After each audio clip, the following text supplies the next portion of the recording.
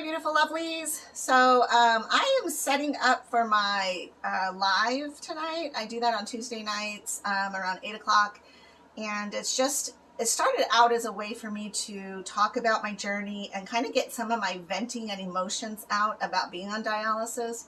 And so tonight, because it's the first of the month, then I like to review things about how to stay sterile and how to stay clean in your home, in your environment, and what you have. So then I thought, I set this all up. I might as well just go ahead and start kind of educating a little bit more about what dialysis is, because for a lot of people, you don't know what it is, or you have somebody who's starting, or you're starting, or somebody who's been in it for a while. So many different scenarios, or you just saw me and you're like, what is she doing? It is my journey, my personal journey with living with kidney disease. Some people call it kidney failure. I am stage 5, so I declined this last year slowly over time. So I think this time last year I was probably about stage 3, stage 4. And then I just decided to eat well. I decided to drink well. I decided to exercise. I decided to really change and focus my life and my energy into just living the best life I could for myself, but also for my family, because I do have kids. And so this was just what I had started on the Facebook Lives, but then I started to YouTube it because as I was talking to a lot of my medical group, my team, then they, were just like, your enthusiasm and your energy and your positive attitude needs to be heard, because we come across clients who are all the time so scared. And I was scared. I mean, I need to find some of my Facebook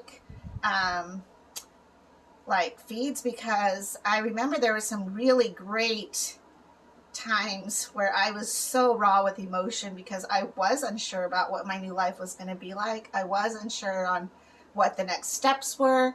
I didn't know how I was going to maneuver through life, through relationships, through raising kid, through trying to be a person still, through saving my life every day. So it's just a big bunch of emotions and a bunch of different thoughts all the time. And nothing stays the same. And that's one of the biggest things that I think I had to not really come to terms with, because I'm very good at evolving and very good at shifting into what I need to do. But it was more like the understanding that when you break your arm, you go to the doctor and he sets it, you get a cast or whatever, and you have a plan oh, okay, come see me in a month or whatever, and you get it off. Dialysis is not like that. Every day affects how you do your dialysis. Everything you eat, everything you drink, what you do. If you laid around all day, that could affect your dialysis. If you're up and active, that can affect it. So it's not a cookie cutting thing. And I think that for me was really frustrating, because I have the enthusiasm and the understanding and the wisdom and the sass and the ability to just go for it. But when it changed every day, it was like, oh, mother effer, So I think I called April, the month of April, my shit show, because it really was so flexing and nothing was the same. One day it was this, one day it was this, and it was crazy. And then month really settled in. May really settled into what now I feel so comfortable. Quite honestly, I love being on dialysis. I'm a very pretty organized and scheduley type of person. So I don't have a problem with interrupting my day and doing my dialysis exchanges. And so I think that I have opened myself to really embracing what it is, and I'm not afraid. I'm not afraid to die. I'm not afraid to stay on this for a really long time. Transplant and all of that is a whole nother thing, and we'll get to that on another session or show. But for today, I just wanted to kind of go over what I was going to do on my live later on. But I ran across a couple of things. first of all, I'm very proud of me because, let me get my paper. I actually got a certificate of completion. Whoop! Which just basically says that I passed all the tests, because when you start on your dialysis training, and I'm just talking about PD, so I don't really have I have some basic information on hemo, but I never did it. So I don't know too much about that, except for what people have come and approached me about and we've talked about and things like that. Personally, I've not experienced it. But I have done the PD training, and I got my little certificate that says that I know what I'm doing, which is really great, because after, which really feels like a whole bunch of info, it's kind of cool to be like, I got a reward, and I aced all my tests. I even made my nurse put stars on mine, because I'm like, hey, I'm that kind of person. And then I got a frame, and I cannot for the life of me figure out how to get the freaking glass out so I can put this in there, but maybe I'll have some help by somebody else. But I did want to go over, I found a worksheet that was in my my training manual, and you get a binder. It's about this thick, and it's and I'm specifically talking about DaVita's program. I know there's others out there, and I'm sure they all have to run the same way to some extent. So, but my experience is coming from the DaVita program. And so with DaVita, this was in my binder. So it kind of explains like what happens inside. Let me see if I can get a little closer with the bags and the solution, and see in the front, if I can get it there, that is your membrane that gets filled every day. And for me, it's 6 times a day. Well, it's technically 4 times a day, but I'll explain that later. And so here's the solution that goes inside. It's called dextrose, and it's basically like I become a hummingbird, because it's just sugar. And the sugar in the bag seduces over the toxins that your kidneys would normally absorb and get and be able to process through your body. But because you're in kidney failure, kidney disease, then your kidneys are totally stressed out. So if you are a healthy individual, take a moment. I always say this, pause and thank your kidneys for the hard work that they're doing 24/7. They don't take a break ever. So until you're in my situation, and then they're so exhausted that they need help. And so that's what happened with me. Is I went and had a surgery where they placed the catheter, and I have a port, and I have a tube that comes out of my body that looks like a straw, like a bendy straw kind of thing. And I will have that forever. I will never not have that unless I get a transplant, or if for some reason I become infected and it has to come out, or one day I choose, maybe I'm 120 and I decide I don't want to do this anymore. I want to go on hemo, and I have every right to do that as well. It's whatever I feel comfortable doing at the time. Sometimes you can have a transplant and then that not work out, and you will actually have to go back on PD dialysis or hemodialysis. And it's a bummer. I don't know. That's the risk of transplant. Again, right now, I'm just so happy with my life that I'm not really thinking transplant at this point. I'm just really absorbing and gaining more information and kind of rolling with the momentum of the goodness of what my life is. So anyhow, so that's what I connect to. There's the little catheter, shows you. And so I connect that every day, 6 times a day, and I always have to stay very, very sterile. So one of the cool things about getting on dialysis is it can seem really overwhelming, but once you start figuring out the logistics behind every single step, and I want to say there's like 33 steps, it really does start to make sense. One of the best things, or the first things you learn, is how to wash your hands. Now, they give you this, and Baxter, who's your supply company, will give you this. It's in your order form, so you just order it every month. You get 2 bottles typically. I'm not sure.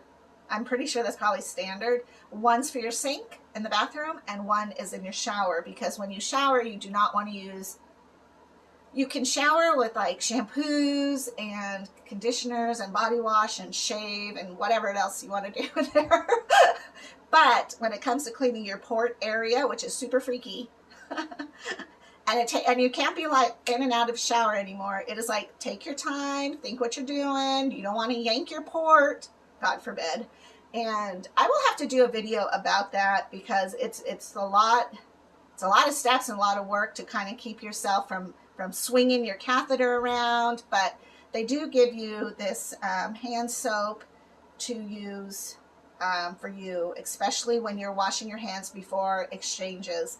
You can use anything else if you're, you go to the bathroom and you wash your hands. But I actually found out that I just use this, and this has lasted me the whole entire month. So, yeah.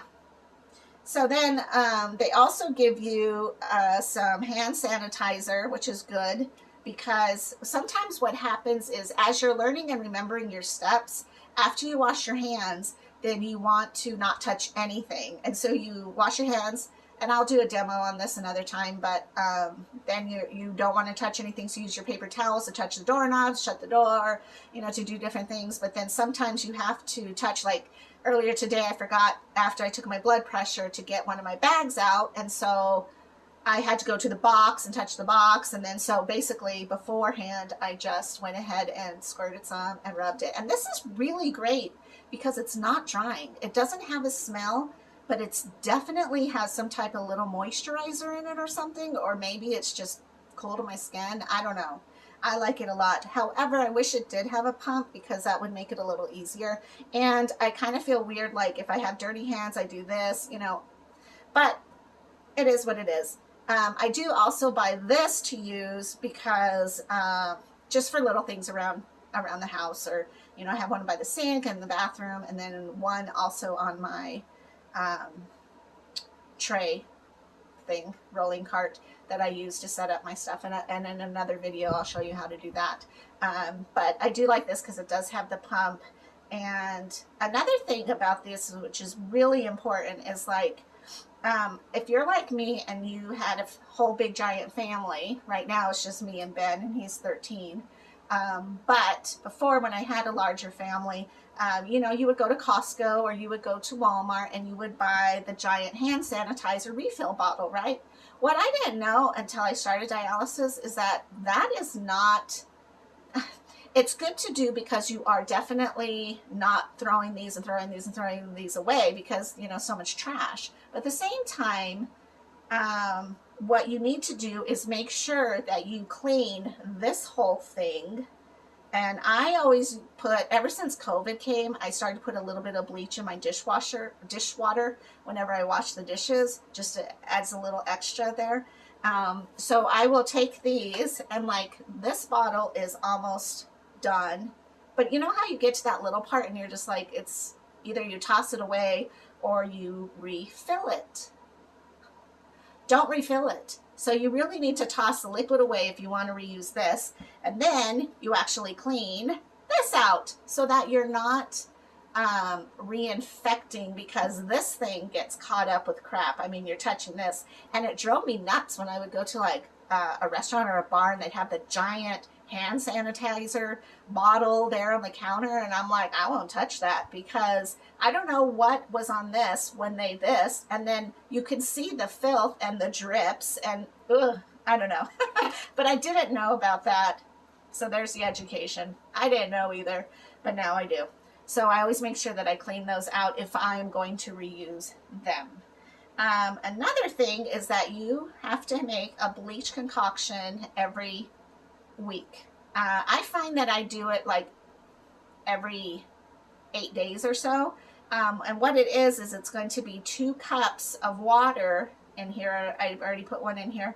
And then also a teaspoon of bleach, because that way this is what you're going to use, because basically you have to decide whether you're going to use paper towels or you're going to use hand towels. So if you pretty much any bathroom, you have that hand towel that sits there and everybody uses it. Well, when you have washed and disinfected yourself for your exchange, you can't go over here and then touch this. You have to now use paper towel, and thankfully a good friend of mine actually installed a paper towel thing there so that I can, you know, roll and rip them off. And then a good friend of mine has a Costco membership, because I don't really shop that much for our house, I guess. Then I don't really need a Costco membership, but she does, and so I will give her money and she'll get me the paper towel, the big giant bulk of paper towels. So that's what I use. And there's the debate of whether or not using paper towels is more wasteful. There is that. But then there's also like, okay, so every time you do an exchange, you get a new hand towel, then you're washing and using water. So then there's that. So it's up to you, whatever you do, you just have to kind of decide. I just decided on the paper towels, mostly too, because I don't have my own washer and dryer. It might be different if I did, but I live in Tucson and it's hot, and so I don't want to be lugging laundry up and down my steps. And I like to think I would do laundry like early in the morning or late at night, and my laundry basket's still sitting over there. Yeah. I think it's been 3 days now. I'm currently like not even laid on my sheets. They're in there. Anyways, so what you do is you grab one of these, like a Ziploc sandwich bag, a little bit bigger, so maybe the quart size, and then you rip up towels. So thankfully the Costco ones come where you can rip them in like this size, and then I just fold them in half, and I do 6 exchanges a day, but I'll actually rip 8, because I'll tell you, sometimes you're not really in a hurry, but you could be, or sometimes you're just tired. A lot of times at night, I would just, like, I would use my 6th one. So that means at 6 in the morning when I do my next exchange, I have none in my bag. And so to me, it's just easier to do 8. And then when I run out of 8, I just make more, so that you're recycling and refilling, I guess I should say. So then you're going to stick them into this bag. Get in there. They fit beautifully, believe me. And then your spray bottle, you're going to use this only because it has the bleach. And you're just going to lift this up a little bit, and then I just and spray all in there until they seem pretty saturated, and then I'll close it up, and then over time, like, they all just become saturated. Some people use a baby wipe little box, and that's cool too. Some people, I think, we use Lysol, like Lysol wipes maybe. And, you know, again, there's the idea of now you have a plastic canister that's being tossed out. It's up to whatever's going to make you sterile, make you feel comfortable.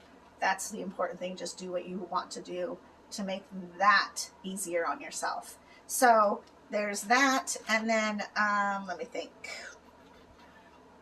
So when you wipe down your counter with your wet disinfecting cloth, basically, whether you're using Lysol, whether you're using whatever it is, then you also need to use something, a dry paper towel, and you wipe that dry so that that's not sitting there wet, collecting any air, any germs, and sitting there while you're putting your sterile gauzes on, you know, your platform, so that you stay sterile. That's the biggest thing, is you stay sterile.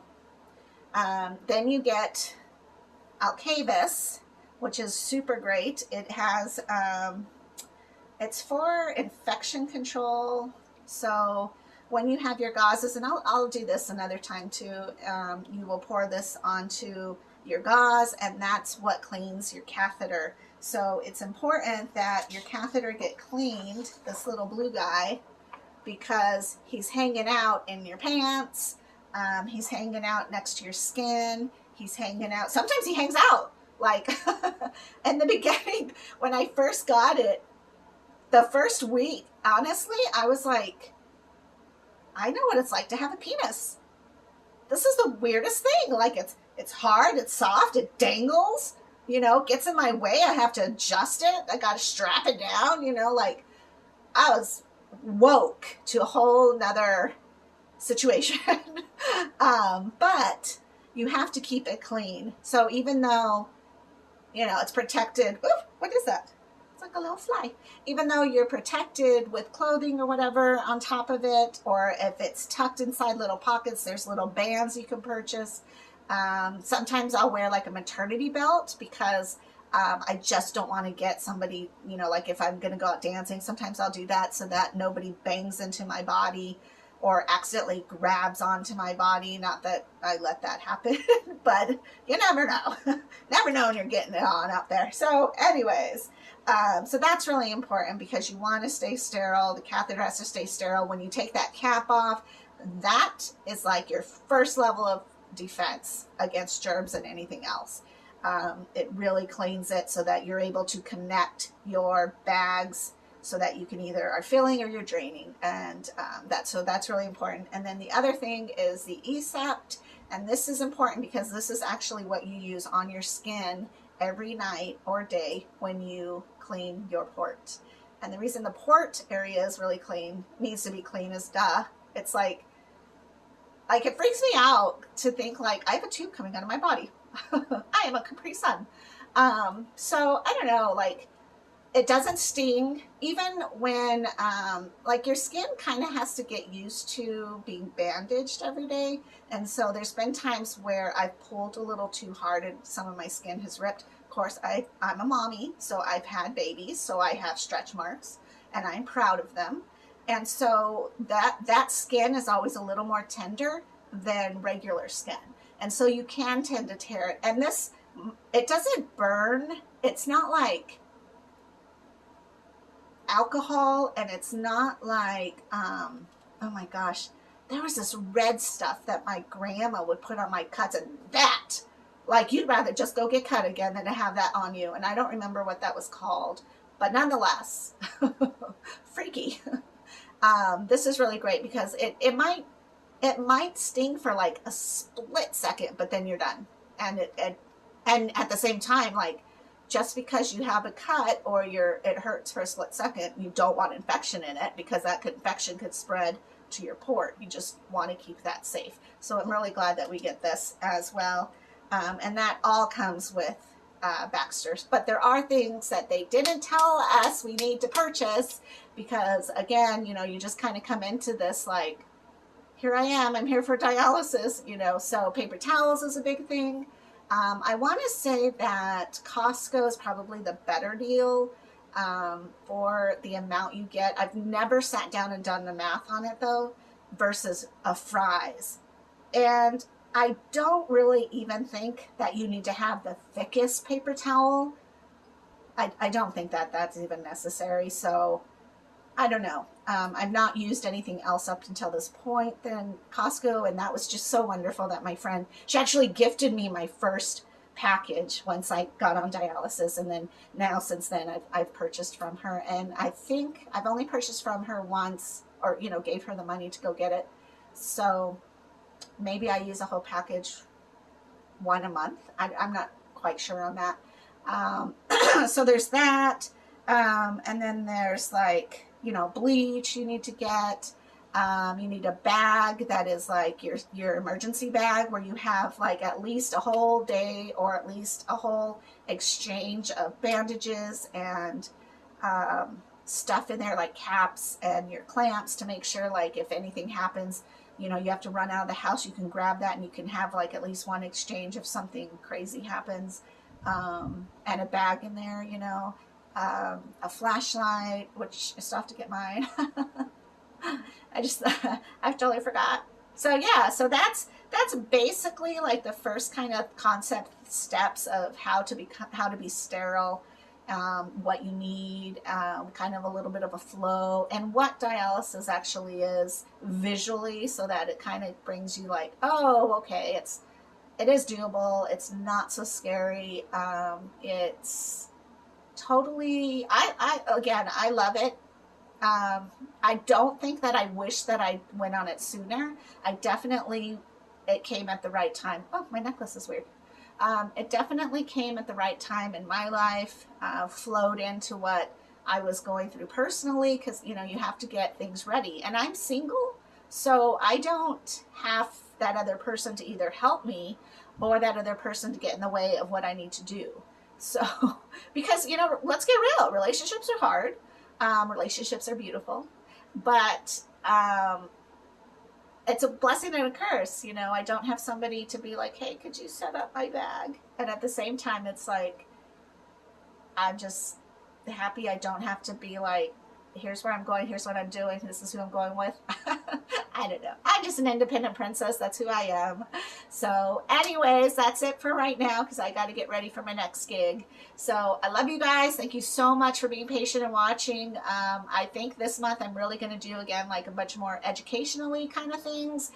Introduce a little bit more of what it is to live like this. And I appreciate your patience because YouTubing is a whole nother platform. It's a whole new thing and it's super cool. I love it. And I'm excited to do this every single day and figure things out. And I probably need to go take a nap before I do my next thing. All right. Have a great night. Bye-bye.